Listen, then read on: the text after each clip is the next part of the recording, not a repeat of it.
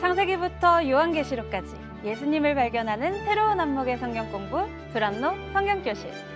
안녕하세요. 저는 창세기반의 엘리트 반장 현우정입니다. 그리고 오늘 창세기반에 다시 돌아온 특별이죠. 유하경 자매님과 신입생 구민성 형제님 출석했습니다. 반갑습니다. 반갑습니다. 네, 이제 선생님을 소개해드리겠습니다.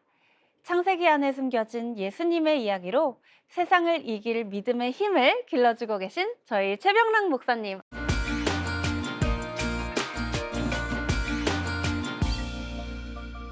안녕하세요. 네, 반갑습니다. 예, 환영합니다. 반갑습니다. 잘 지내셨죠? 네, 목사님 예. 오랜만에 뵙습니다. 글쎄 말이에요. 우리 유아경 학생은 다시 웰컴백, 다시 돌아와서 감사합니다. 너무 성령 충만한 얼굴로 돌아왔어요. 그리고 내가 너무 아끼는 우리 구민성 형제, 꼭 우리 학생으로 초청하고 싶었는데 드디어 왔습니다. 감사합니다. 예. 저 오늘 이 성경교실에 와가지고 창세기를 확 씹어먹으려고 그럽니다. 예. 아우, 너무 오고 싶었습니다. 기대되는데요. 만만한 성경이 아니라는 걸 미리 아시고 자 확실히 할 수 있는지 없는지 이제 퀴즈를 해보면 압니다. 자 오늘은 OX 퀴즈가 아니라 1번, 2번, 3번으로 손가락으로 삼지선다형입니다. 답을 주시면 좋을 것 같아요. 이삭에 대해서 배웠는데 자, 이삭의 이름의 뜻이 무엇인가 질문입니다. 1번 이삭은 하나님이 보호하신다. 2번 하나님이 들으신다. 3번 그가 웃는다. 셋 중에 하나를 답하시면 됩니다. 준비되셨습니까? 하나, 둘, 셋. 1번. 1번 보호하신다. 1번 그리고 그가 들으신다. 네. 예, 자, 세 분 다 손 내리세요. 자, 회개 기도하고 시작하도록 하겠습니다. 3번인가요? 3번 그가 웃으신다. 진짜요? 예, 이삭은 웃다라는 뜻이죠. 왜냐하면 아브라함이 하나님께 부름을 받고 바로 약속의 자녀를 주신다는 약속을 받았는데 태어나지를 않잖아요. 하나님이 안 주시잖아요. 계속 별만 보여주시고 계속 말씀만 하시고. 근데 벌써 사라 아내의 경수가 끊어지고 아브라함 나이는 100세가 되니까 어둠과 눈물 뭐 그런 거잖아, 그렇죠? 근데 하나님이 100세에 이삭을 주셨으니까 웃게 하셨잖아요.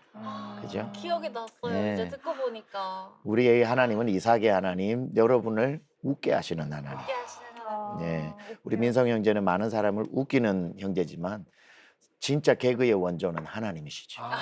우리를 웃게 하시는 하나님, 그죠? 네. 여러분에게 하나님이 또 웃음을 주실 줄 믿습니다. 아멘. 한 가지 더 이제 퀴즈가 있습니다. 신약 성도들에게 그러니까 아브라함이 약속으로 받고 태어난 이삭을 약속의 자녀라고 그러는데 신약 성경에 오면은 믿는 우리를 하나님의 약속의 자녀라고 그래요. 약속의 자녀. 그러면 약속의 자녀, 성도를 약속의 자녀라고 말한 성경은 어디에 나올까? 자, 보기를 드립니다. 이것도 세 가지예요. 쉽지 않죠?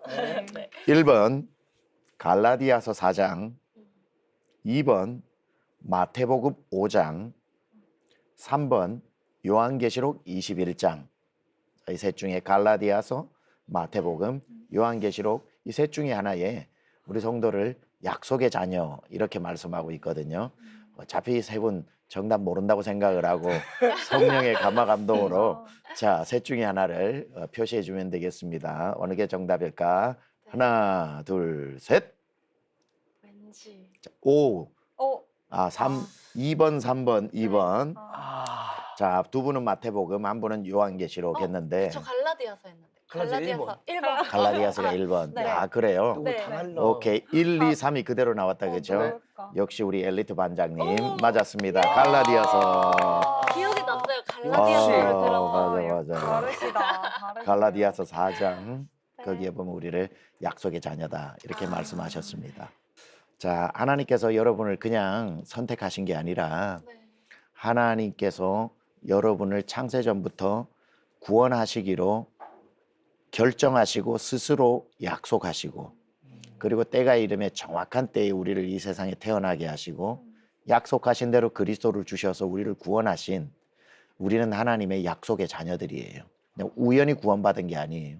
친구 따라와서 구원받는 게 아니고 그냥 내 마음이 슬플 때 마음이 움직여서 예수님 믿어지는 게 아니고 그건 다 통로고 하나님은 약속한 자녀들을 부르시고 스스로 구원하기로 당신에게 약속하신 것을 이루신 우리는 약속의 자녀들이다. 우리 한번 옆에 분들에게 이렇게 축복합니다. 당신은 약속의 자녀입니다. 당신은 약속의 약속의 자녀입니다. 당신은 약속의 자녀입니다. 네, 오늘 약속의 자녀답게 공부해 갑시다.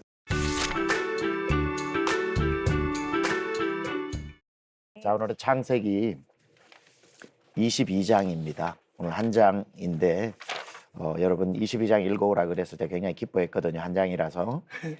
자, 오늘 22장은 창세기 전체 50장 중에서 가장 예수님이 잘 보이는 장이에요.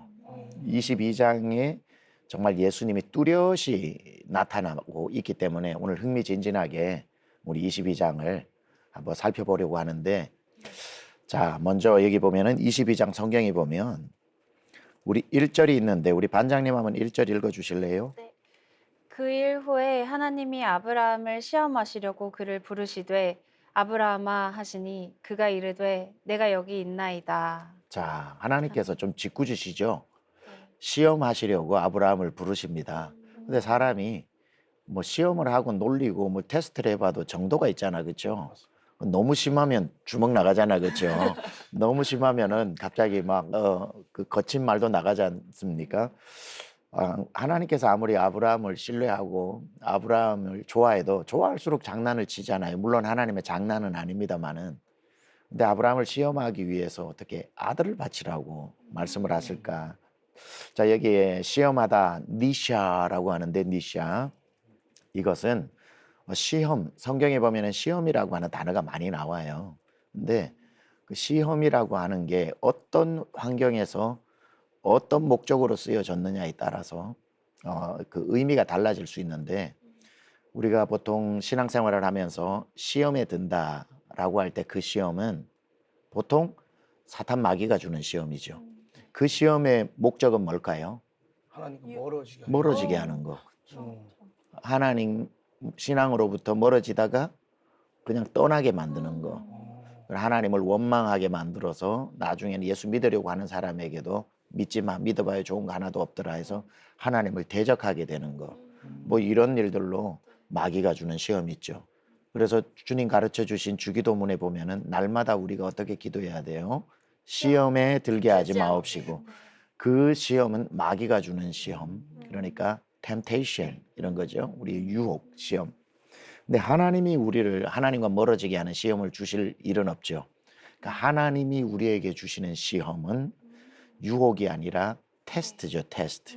그러니까 마귀가 주는 시험은 하나님과 멀어지는 거라면 하나님이 주시는 시험은 하나님과 가까워지는 거.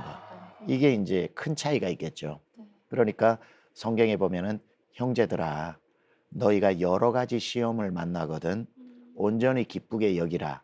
이는 너희로 구비하여 조금도 부족함이 없게 하려 함이라. 야고보서 1장에 나오는 것처럼 그때 여러 가지 시험을 만나거든 기쁘게 여기는 것은 마귀의 시험일까요? 하나님 주시는 시험일까요? 하나님에 대한 그렇죠. 시험. 하나님이 주시는 시험이죠. 그래야 기뻐하는 거지. 마귀가 주는 시험을 기뻐할 수는 없잖아요. 그러니까 하나님이 주시는 시험을 기쁘게 여기라. 왜? 너희로 온전하여 구비하여 조금도 부족함이 없게 만들기 위해서. 자, 여기서 간단한 퀴즈. 그렇다면 하나님이 오늘 아브라함을 시험하는 이 시험은 하나님과 멀어지는 시험이에요? 가까워지는 시험이에요? 가까워지는 당연하겠죠. 왜 시험을 주셨는가? 이는 구비하여 조금도 부족함이 없는 믿음의 조상인 아브라함으로 만들기 위해 하나님이 아브라함을 더 강하게 만들어 주시는 거죠. 근데 목사님 질문이 예. 있습니다. 예, 근데 만약에 그 시험을 오히려 통과하지 못하면 예. 그러면 하나님과 더 멀어질 수도 있나요? 하나님이 그렇죠. 주신 시험일지라도. 그렇죠. 넘어질 수 있어요. 하나님의 시험에 페일하는 사람들 많잖아요. 그때는 회개하고 돌이키면 돼요. 근데 그때 좌절하고 나는 안 돼. 나는 하나님의 자녀인 자격이 없어. 그때 하나님이 주신 시험에 딱 넘어지잖아요. 그러면 마귀의 시험이 와요. 마귀가 그때부터 시험하면서 하나님을 의심하게 하고 나를 의심하게 하고 그 좋은 기회에 넘어졌을 때 그렇죠? 그러니까 넘어졌을 때에 너는 안 돼. 네가 뭐 하나님의 자녀야. 너는 앞으로도 이런 일 또 있으면 또 시험에 들고 멀어질 거야. 그래서 스스로 자괴감을 느끼고 하나님과 멀어지게 해서 마귀가 데리고 가는 거죠. 그러니까 하나님이 주신 시험에 넘어져도 마귀의 시험에 또 넘어지면 안 되고 그걸 조심해. 빨리 회개하고 어. 하나님께로 가까이 가면 하나님은 10번 100번 다시 받아주시니까 예, 하나님이 주시는 시험 이기면 좋지만 넘어져도 네. 다시 하나님을 붙잡아야 된다. 예. 근데 너무 좋은 질문이에요. 아, 그래요? 네. 자, 그래서 하나님께서 우리 아브라함을 시험하기 위해서 이렇게 아브라함을 부르셨습니다. 그러고 난 뒤에 우리 민성 형제 2절 한번 읽어보실래요? 하나님 뭐라고 말씀하시는지. 여호와께서 이르시되 내 아들 내 사랑하는 독자 이삭을 데리고 모리아 땅으로 가서 내가 내게 일러준 한 산 거기서 그를 번제로 드리라. 자, 여기에 보면 꼭 내 아들 내 사랑하는 독자 하면 여러분 머리에 누가 떠올라요? 예수님, 하나님의 독자, 독생자 예수님이 떠오르죠. 아브라함에게도 하나밖에 없었던 아들, 하나님 아버지에게도 하나밖에 없으신 아들 예수 그리스도. 좀 상상이 되죠. 그런데 여호와께서 이르시되 내 아들 내 사랑하는 독자 이삭을 데리고 무슨 땅으로 무슨 산으로 모리아 땅으로 가서 내가 내게 일러준 한 산 거기서 그를 뭘로 번제로 드리라. 죽여라 이거예요. 태워서 죽이라. 짐승을 태워 죽여야 되는데 너의 아들을 태워 죽이라고 말씀하시는 거예요. 자, 그런데 여기 모리아 산이라고 하는 모리아 땅 거기 있는 산 모리아 산이라고 얘기하는데 이게 지금 오늘날 이스라엘을 가보면 이 모리아 산이 어디에 있을까요? 뭔가 진짜 엄청 높은 곳에 있을 것 같아요. 엄청 높은 곳에. 네. 맞아요. 오, 맞아요. 예, 예, 맞아요. 높은 곳에 있는데 더 중요한 것은 그 모리아 산이 오늘날 예루살렘에 가면 황금돔 있죠. 황금돔이 그게 이슬람 모스크가 있단 말이에요. 거기가 원래 솔로몬의 성전이 있었던 데고 스룹바벨 성전이 있고 예수님 때에 성전 헤롯 성전이 있었던 그걸 나중에 오스만 투르크 제국이 와서 무너뜨리고 이슬람 모스크를 지금 세워가지고 지금 뭐 역사가 이렇게 흘러오고 있는데 그러니까 예수님 시대에 성전이 있었던 그 시온산 솔로몬이 성전을 세웠던 그 시온산 다윗이 예배를 드렸던 그 시온산이 바로 모리아산이에요. 예. 그래서 오늘 하나님께서 아브라함에게 이삭을 데리고 모리아산으로 가서 가리키는 산에서 모리아 땅 산에서 번제로 드리라고 했잖아요. 우리 예수님께서 십자가를 지고 산에 오르셔서 하나님의 번제물로 죽으셨잖아요. 그 예수님 달리신 게 바로 그 성전 옆에 더 높은 곳 골고다 산이에요. 그러니까 모리아 땅 가리키는 산 이것이 그 모리아 땅인 성전에 가리키는 산 골고다 언덕으로 추정이 되기 때문에 정확히 이 아브라함이 이삭을 데리고 간 곳이 나중에 예수님께서 십자가를 지고 달린 그 지역과 거의 동일하다는 거. 굉장히 놀라운 사실이죠. 예. 예수님이 이 예언을 성취하기 위해서 일부러 그 장소를 택하여 스스로 죽으신 게 아니라 십자가 지고 가시는 예수님은 100% 수동태잖아요. 그러네요. 끌고 가는 대로 끌려가고 매다는 대로 매달리는 곳인데 그곳이 성경에 예언되어진 정확히 그 장소. 믿음의 아버지 아브라함을 통해 보여준 우리 믿음의 자녀로 우리를 삼기 위해서 예수님이 이삭처럼 이곳에 올라가셔서 달렸던 구속 사건이 구체적으로 잘 보이는 놀라운 사건입니다. 자, 이렇게 아들을 갖다 바치라고 했던 이 모습에 민성 형제가 만약에 아브라함이면 예 하고 바로 어떻게 이삭 데리고 갔을 것 같아? 어떻게? 저는 예. 일단 이삭 숨겨놓았을 것 같습니다. 숨겨놓았을 것 지금 같다. 안 보이시죠? 여기 안 보이시죠? 어디 갔나 봐요. 예. 자녀도 없는데 어떻게 잘 알지? 저도 저희 아들 영광이를 그래라 그러면 쉽지 않겠죠. 당연히 뭐 못할 것 같아요. 사실은 그죠? 하나님 앞에 다른 걸로 막 이건 어떻습니까? 제가 잘하는 형제 민성이가 있는데 어떠십니까? 이러면서 미안해요. 예. 그렇게는 안 할게요. 근데 참 믿음의 조상다운 게 아브라함의 모습이 우리 여기에 3절 우리 한번 하경자매 읽어보실래요?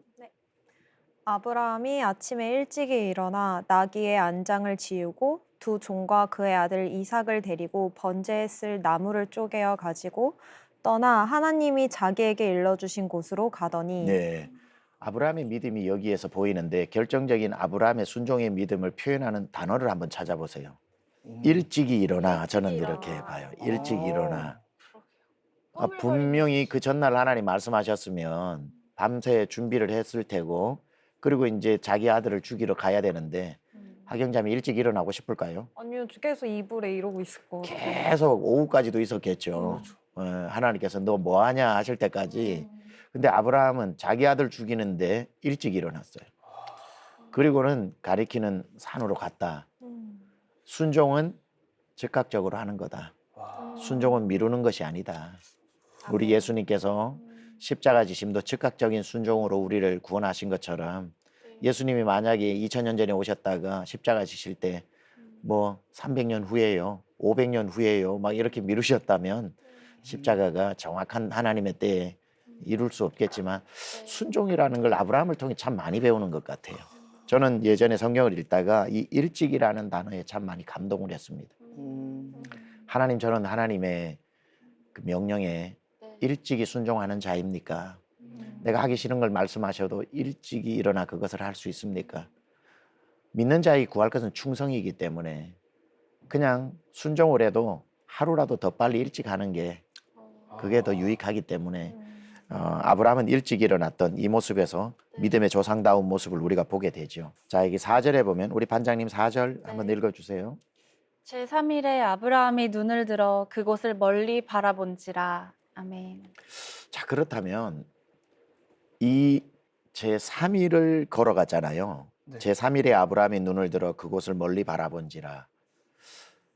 저 하나님 굉장히 잔인하시다고 해야 될까, 짓궂으시다고 해야 될까. 저는 그냥 그날 아침에 일어나서 고민하다가 그냥 이삭 이리 와 하고는 더 마음 바뀌기 전에 딱 그냥 순종을 하면 차라리 할 수 있을 텐데, 일찍 일어나 그때부터 3일 길을 걸어가게 하시는 거예요.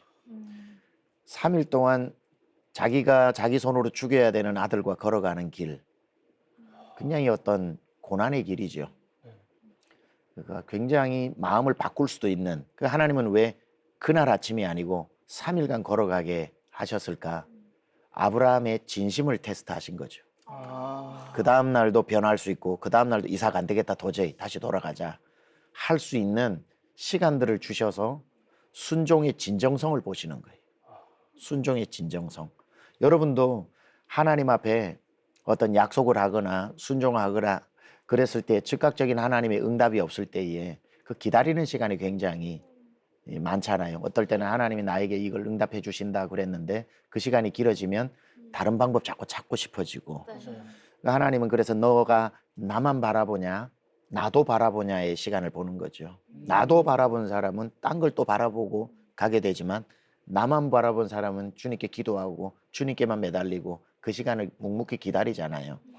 그러니까 이 3일 길을 통해서 아브라함 정말 괴로웠겠다. 다음날 눈을 떴을 때에 또 일찍이 눈을 떴을 텐데 이삭아 가자 하지 않고 되돌아가자 하고 싶은 마음, 하나님은 그 시간을 주신 거예요. 또 사람의 기분이라는 게 그럼 순종할게요 할 때 기분이 있고, 또 조금 시간이 지나고 나면 꼭 해야 돼요 이럴 네. 때가 있는데, 맞아요. 3일을 히브리 개념에서 3이라고 하는 건 하루 이틀 3일 개념이 아니라 네. 충분한 시간이라는 개념이에요. 완전한 시간. 그러니까 하나님이 아브라함에게 다시 마음을 바꿀 충분한 시간을 주신 거예요. 돌아갔으면은 이삭 사건도 없었을 테고 믿음의 조상 아브라함이라는 그 멋진 이름도 못 가졌겠죠. 그러니까 이 3일 기간. 그래서 목사님이 이런 표현을 한번 만들어 봤어요. 이삭은 모리아 산에서 죽었고 아브라함은 3일 길에서 죽었다. 이렇게 표현을 했어요. 아브라함이 3일 동안 자기를 죽이지 않고는 이삭을 바칠 수가 없고, 이삭은 거기에서 완전히 순종해서 아버지께 자기를 맡기는 죽음이 없이는 다시 어린 양으로 하나님이 살려주시지 못했기 때문에 아브라함은 3일 길의 죽음 길에 순종으로 다시 살아났고, 이삭도 모리아 산에서 순종으로 살아났지만 이삭은 모리아 산에서 죽었고 아브라함은 3일 길에서 죽었다. 아멘. 부모의 마음. 괜히 아브라함이 아니네요. 예. 아, 그렇죠. 우리가 믿음의 조상 아브라함 얘기만 하지만 사실 이런 일을 우리가 만났을 때 이렇게 산다는 건 힘드니까 당연히 민성 학생처럼 괜히 믿음의 조상 아브라함이 아닌 게 맞아요. 그 말이에요. 너무 네. 대단한 것 같습니다. 자, 이렇게 가던 아브라함이 또 어떤 면에 있어서 그렇게 믿음이 변치 않고 확실했던 건 그 안에 놀라운 믿음 하나가 있는데 네. 5절에 보면 이에 아브라함이 종들에게 이르되 너희는 나귀와 함께 여기서 기다리라. 내가 아이 이삭과 함께 저기 가서 예배하고 우리가 너희에게로 돌아오리라 하고 이렇게 말하는데 우리가 돌아오리라 이렇게 말을 해요. 분명히 이삭과 가는데 우리가 다시 돌아오리라 이 말을 쓰잖아요. 그러니까 그냥 속이기 위해서 내가 이삭을 잡아야 된다 종들에게 하면 말릴까 봐 우리가 돌아오리라고 말을 했을 수도 있지만 이곳에 아브라함 속에는 우리가 돌아온다는 말 속에는 하나님께서 살려주신다. 하나님께서 첫째는 죽이지 않으신다는 것도 있지만 이삭을 안 죽이실 거야 라고 하는 일말의 가능성도 있어서 우리가 오리라 말했을 수도 있지만 설령 죽이신다고 해도 왜냐하면 아브라함 진짜 죽이려고 칼을 들었거든요. 그 용기는 설령 죽이시더라도 하나님은 다시 살리신다라고 하는 아브라함의 부활 신앙이 여기에 들어있는 거예요. 부활 신앙. 그러니까 예수 그리스도의 죽으심과 부활이 우리가 돌아오리라라고 하는 아브라함 속에서도 부활 신앙이 자리 잡고 있었던 걸 우리가 또 보게 되는 거죠. 자, 그렇게 할 때 6절을 이제 민성 형제 다시 한번 읽어보시기 바랍니다. 아브라함이 이에 번제나무를 가져다가 그의 아들 이삭에게 지우고 자기는 불과 칼을 손에 들고 두 사람이 동행하더니 예. 자, 6절을 보면 아브라함이 이에 번제나무는 자기 아들을 태워 죽이는 나무예요. 그렇죠? 번제나무를 가져다가 어디에? 그의 아들 이삭에게 지우고 이삭은 자기를 태워 죽이는 나무를 짊어지고 올라가고 있습니다. 그렇죠? 그리고 그를 죽이는 자는 아버지입니다. 그렇죠? 무슨 모습이 떠올라요? 예수님이 십자가 지고 그렇죠. 예수님이 자기를 매달아 죽이는 십자가를 등에 지고 오른 거고 그 아들을 십자가에 매달도록 허락해 주신 분이 아버지 하나님이시잖아요. 그러니까 이 6절은 예수님의 모습이 그대로 담겨 있는 겁니다. 이게 나중에 예수님 시대에 오면은 이 이삭과 아브라함이 걸어가던 이 골고다 언덕의 길이 그대로 재현이 되는 거예요. 네, 놀라운 사건이죠. 근데 7절에 이제 이삭이 아버지한테 번제할 양은 어디 있습니까? 이렇게 물으니까 유명한 말을 하죠. 하나님이 자기 백성을 위하여 친히 하나님이 번제 제물은 준비하실 것이다. 너다라고 말을 하지 않으시고 친히 준비하실 것이다. 이건 또 두 가지예요.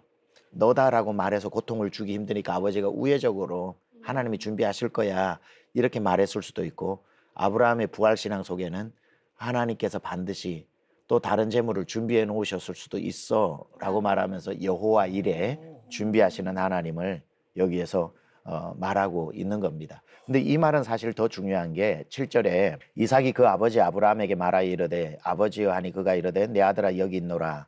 이삭이 불과 나무는 있거니와 번제할 어린 양은 어디 있나이까. 이게 아브라함 시대 때부터 말라기 시대 그리고 침례 세례 요한이 올 때까지 이스라엘 백성들이 죄 가운데 빠져서 하나님께로 가려면은 성소에 들어가서 제단에서 성막에서 어린 양을 잡아서 그 어린 양의 피로 성소로 들어가서 하나님의 죄를 용서받고 또 며칠을 살고 다시 와서 또 계속 어린 양을 잡아서 하나님께로 나가는 통로로 삼았잖아요. 그들이 구약에서 제사를 지내면서 계속 그 민족이 물었던 게 매일 잡는 어린 양 말고 우리의 인류의 죄를 단번에 모두 가져갈 하나님이 보내신 어린 양은 어디 계시고 언제 옵니까? 이게 제사를 지낼 때마다 물었던 질문이에요. 백성들이 제사장에게 그 양은 언제 옵니까? The Lamb. 그 양은 언제 옵니까? 우리가 가져온 이 양 말고 하루짜리도 죄를 용서 못 해주는 이 양 말고 우리의 모든 죄를 한꺼번에 다 가져가는 그 양은 언제 오십니까? 이게 구약의 질문이에요. 그게 예수님 시대 때까지도 그 양의 질문이었는데 우리가 알다시피 침례자 요한, 세례자 요한이 많은 사람들이 요단강에 자기에게 오니까 그리스도인 줄로 착각하고 오니까 요한복음 1장에 이렇게 말합니다. 예수님을 보고 29절에 보라 세상 죄를 지고 가는 하나님의 어린 양이 저기 오시는도다. The Lamb, 우리가 수천 년 기다려왔던 하나님의 바로 그 양, 단번에 모든 죄를 지고 가는 그 양을 바로 저분이시다 해서 예수님이 그 양이 되어 우리의 죄를 짊어지고 한 번의 모든 죄, 영어로 once for all, 한 번의 모든 자를 위해 죽으신 그 양. 오늘 이삭이 질문했던 이 질문이 구약 전체의 질문이에요. 그 양은 어디 있습니까? 번제할 양은 어디 있습니까? 번제할 양은 어디 있습니까? 참 알고 보면 참 감동적이고 또 구약 전체를 꿰뚫는 시그널이 되는 이러한 용어입니다. 자, 9절과 10절 보면 이제 성경 속에서 나오는 가장 드라마틱한 장면이 나오죠. 렘브란트도 이런 그림들을 그렸고 하나님이 그에게 일러주신 곳에 이른지라 이에 아브라함이 그곳에 제단을 쌓고 나무를 버려놓고 그의 아들 이삭을 결박하여 제단 나무 위에 놓고 손을 내밀어 칼을 잡고 그 아들을 잡으려 하니. 참 아브라함의 마음도 참 그런데 아브라함이 손을 내밀어 칼을 잡고 그 아들을 잡으려 하니 우리 하경 학생 한번 읽어주세요. 11절. 여호와의 사자가 하늘에서부터 그를 불러 이르시되 아브라함아 아브라함아 하시는지라 아브라함이 이르되 내가 여기 있나이다 하매 12절에 계속 읽어보세요. 사자가 이르시되 그 아이에게 내 손을 대지 말라 그에게 아무 일도 하지 말라 내가 내 아들 내 독자까지도 내게 아끼지 아니하였느니 내가 이제야 내가 하나님을 경외하는 줄 아노라. 자, 여기에 보면 하나님께서 주의 천사로 너무 급하게 부르시잖아요. 아브라함아 여유롭게 부르시는 게 아니라 두 번 이름을 불렀다는 건 긴박한 상황이거든요. 아브라함아 아브라함아. 여기서 느낄 수 있는 건 아브라함의 진심인 거죠. 아브라함이 진짜 죽이려고 하니 하나님은 우리의 진심을 아시잖아요. 아브라함이 저게 진심인지 아닌지. 안 그랬으면 아브라함이 천천히 들어서 천천히 하나님 말리실 때까지 칼이 그냥 하루 종일 걸렸겠죠. 아들의 목에까지 가려면. 워낙에 들어 즉각적으로 순종을 하려고 하니까 하나님이 급하게 나와 그의 팔을 잡으시는 거잖아요. 명화에 보면은 급박한 어떤 천사의 표정들이 나오는 그림을 잘 그려놓은 데도 많아요. 그러니까 하나님께서 급하게 막으시면서 손도 대지 말라고 하시죠. 손도 대지 말라. 그에게 손도 대지 말라. 하나님의 진심은 죽이지 않는 거예요. 그렇죠? 아브라함의 믿음을 시험해 보시는 거잖아요. 그렇죠? 그러니까 1절에 벌써 이 이야기 전체의 주제를 말씀했습니다. 그렇죠? 이삭을 죽이는 게 이 이야기의 하나님의 목적이 아니라 아브라함을 시험해 보는 것이었죠. 네. 그러니까 아브라함이 시험에 통과하니까 하나님이 막으시잖아. 그렇죠? 근데 하나님께서 등장하셔서 여기에서 하셨던 말씀 이르시되 12절에 사자가 이르시되 그 아이에게 내 손을 대지 말라 그에게 아무 일도 하지 말라. 이게 왜 중요하냐면 아브라함 시대 때의 이 근동 지역에서는 그 신앙에 많은 여러 신들이 있었잖아. 그렇죠? 여러 신들이 있었는데 대표적으로 몰렉의 신이라든지 뭐 여러 신들은 인신 제사가 많았어요. 사람을 제물로 바치는 그러한 종교적 행위가 많았다고요. 특히 몰렉은 부모가 자기 자식 중에 하나를 데리고 와서 불에 태워서 불 가운데로 걸어가게 해서 죽이는 자녀 인신 제사가 아주 흔했다고요. 그러니까 이 당시에 아브라함도 그런 문화에서 자랐기 때문에 아들을 바치라고 하는 게 그렇게 충격적이지만 그날이 드디어 왔구나 해서 충격적이지만 한 번도 못 본 장면은 아니에요. 그래서 몰렉과 같은 가면서 3일 동안 이랬겠죠. 아, 나를 갈대우르에서 불러낸 하나님은 몰렉 정도 하나님이구나. 내가 아는 여느 하나님 중에 하나인데 그게 내 하나님 돼 주셨구나. 이렇게 생각을 하고 당연히 다른 하나님이 아닌 몰렉에게도 자기 자신을 바치는데 아브라함이 안 할 수가 없으니까 그 당시의 습관과 생활 풍습이 무섭다는 게 아브라함이 그걸 그대로 종교적 행위로 하려고 했을 때 하나님 딱 잡으시고 손도 대지 말라. 이삭을 죽이지 말라고 했던 건 뭐죠? 나는 몰렉이 아니다. 나는 너희들이 알고 있는 이 세상의 신이 아니다. 나는 생명을 너희 아들을 죽여서 영광받는 신이 아니다. 나는 죽이는 신이 아니라 살리는 신이다. 손도 대지 마라. 천하의 모든 신들이 자기 아들을 다 죽여 신을 기쁘게 해도 나는 그런 신 아니다.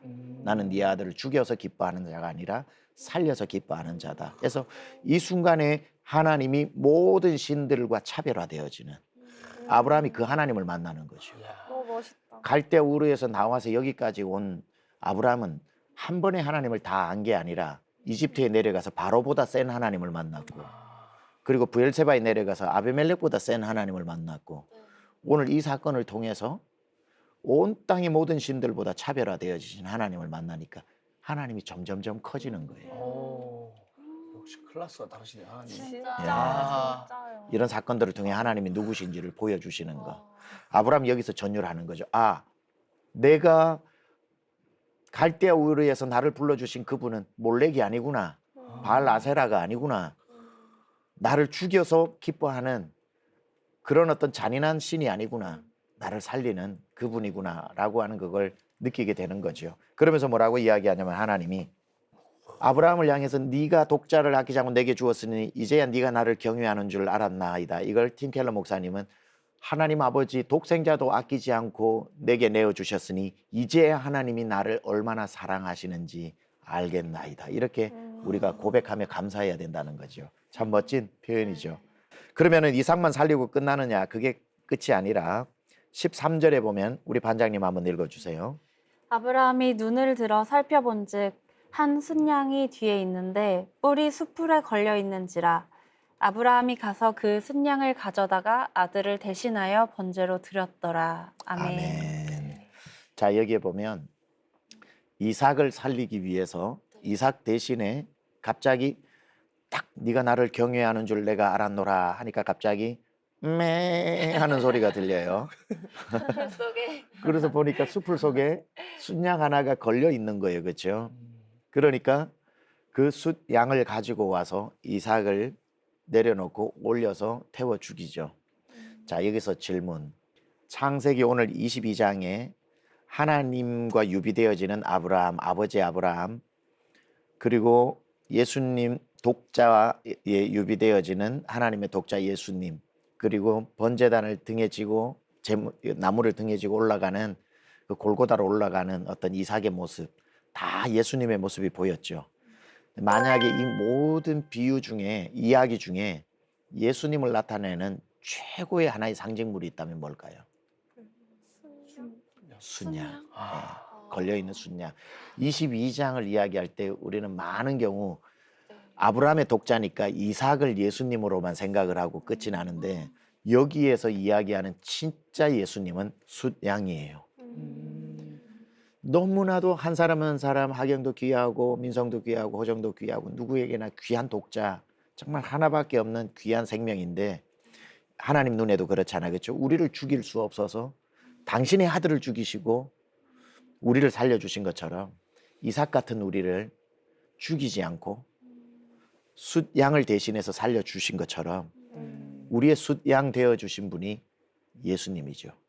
이삭 대신 죽은 양이라고 그래서 대속물이라고 그러는데 예수님은 우리의 대속물이 되어주신 거죠. 그러니까 여기에서 22장에 나타나는 가장 예수님을 잘 나타내는 건 13절인 겁니다. 아브라함이 눈을 들어 살펴본즉 한 숫양이 뒤에 있는데 뿔이 수풀에 걸려 있는지라 아브라함이 가서 그 숫양을 가져다가 아들을 대신하여 민성을 대신하여 호정을 대신하여 하경을 대신하여 번제로 드렸더라. 예수님이 바로 우리를 대신해서 이 숫양이 이삭을 대신해서 죽어줘서 이삭이 살았고 우리가 살았던 이야기. 이게 바로 오늘 본문에 나오는 전체적인 이야기고 창세기 22장에 읽어보니까 곳곳에 예수님이 보이죠. 네. 진짜 곳곳에 내가 보이고 네. 곳곳에 예수님이 십자가 위에 올라갔던 그 모습들이 우리가 보여지고 있습니다. 결론을 우리가 좀 내린자면 하나님도 오늘 여러분의 믿음을 하나님과 더 가까워지게 하기 위해서 시험하실 때가 있다. 네. 그걸 뭐 경제의 시험일 수도 있고 뭐 건강의 시험일 수도 있고 관계 시험일 수도 있지만 하나님과 멀어지지 말고 더 가까워지는 그 시험이 되기를 바라고 시험에서 넘어지면 마귀의 시험이 온다. 그렇기 때문에 다시 회개하고 돌이켜 끝까지 하나님을 쫓아가는 그 아브라함의 시험처럼 여러분의 시험을 이겨내고, 또 하나님은 우리에게 시험을 주시고, 그러지만 하나님은 항상 그 시험 뒤에 주시는 축복이 있고, 또 하나님의 여호와 일에 예비하신 복이 있다는 걸 늘 기억을 해야 되는 것이고, 또 오늘 본문을 통해서 죽을 수밖에 없는 번제단 위에 내가 죽어야 되는 죄인이었던 나를 대신해서 기꺼이 어린 양 되어주신 우리 예수님, 그 예수님 때문에 내가 살아났다는 거, 앞으로 창세기 22장 펼 때마다 아브라함과 이삭의 이야기로만 보지 말고 하나님 아버지와 예수 그리스도, 그리고 죽을 뻔한 나의, 죽어야 했었던 나의 이야기로 또 예수님이 뚜렷이 보이는 그러한 22장이 되기를 바랍니다.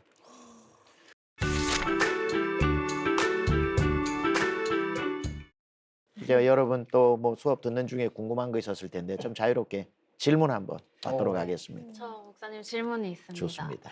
그 하나님께서 아브라함에게 이삭을 바치라고 하신 것처럼 저에게도 저의 소중한 것을 내려놓아라 이렇게 말씀하실 수 있잖아요. 네.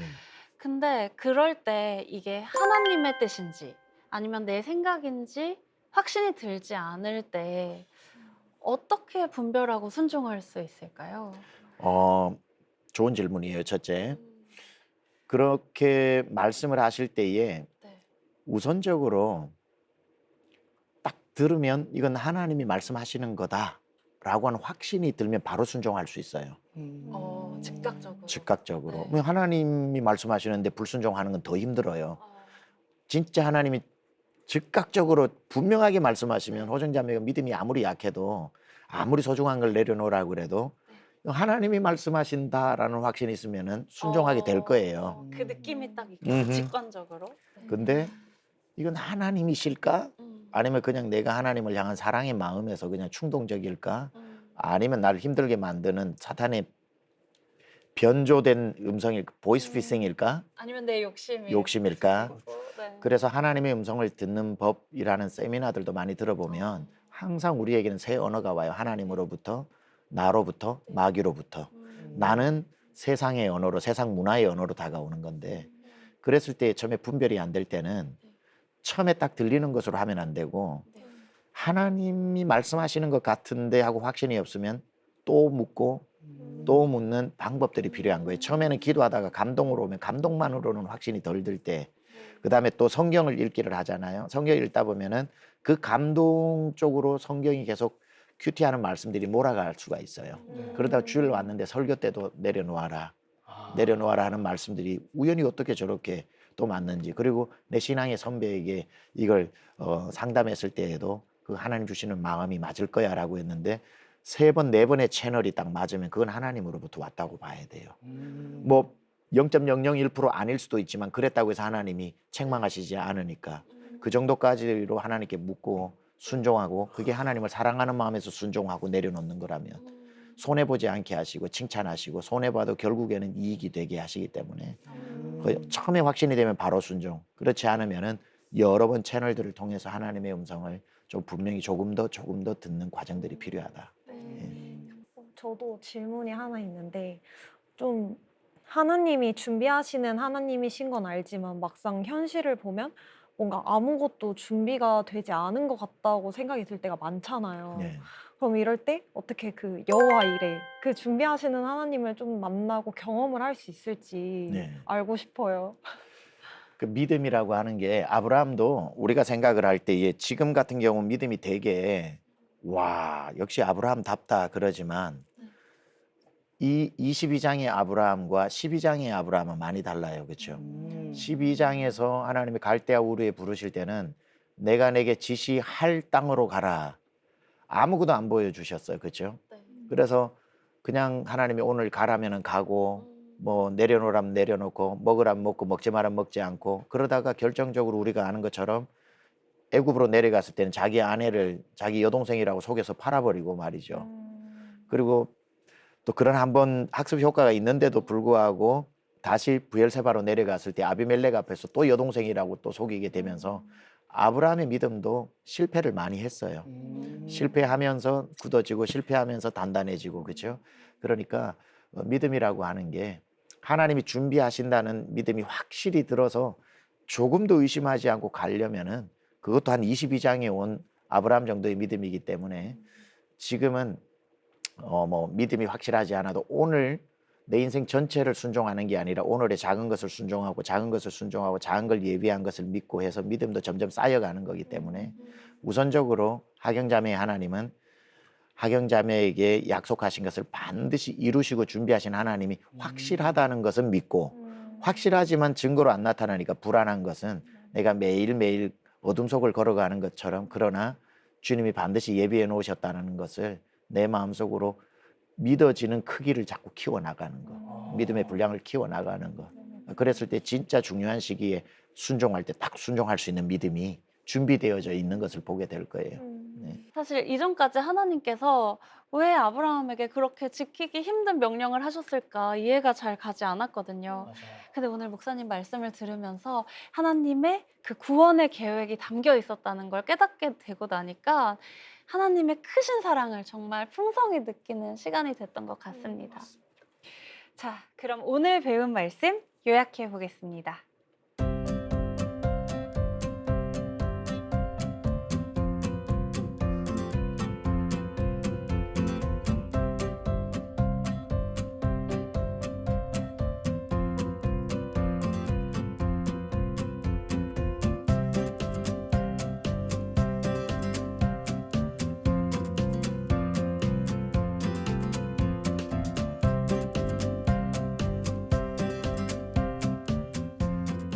자, 이제 우리 다음 시간에 오실 때 숙제 좀 드리겠습니다.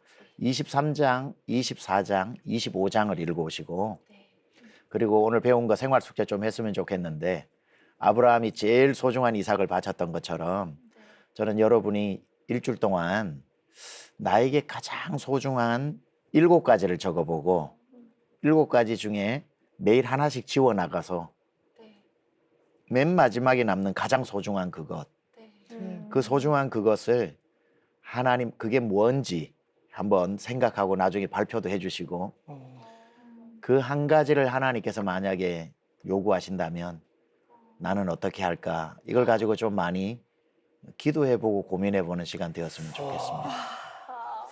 다음 주에 만날 수 있겠죠? 그 3일을 걷게 될 것 같아요 지금. 맞아요. 제 목적이 그겁니다. 충분한 시간. 우리 그래 멋지게 숙제하고 다음 주에 뵙겠습니다. 네, 목사님 저희 이번 숙제도 열심히 해서 꼭 보도록 하겠습니다. 오늘도 창세기 속에 담긴 구원의 이야기를 잘 전해주셔서 감사합니다. 감사합니다. 창세기부터 요한계시록까지 예수님을 발견하는 새로운 안목의 성경 공부 두란노 성경교실. 다음 수업도 기대하는 마음으로 꼭 시청해주세요. 다음 시간에 만나요.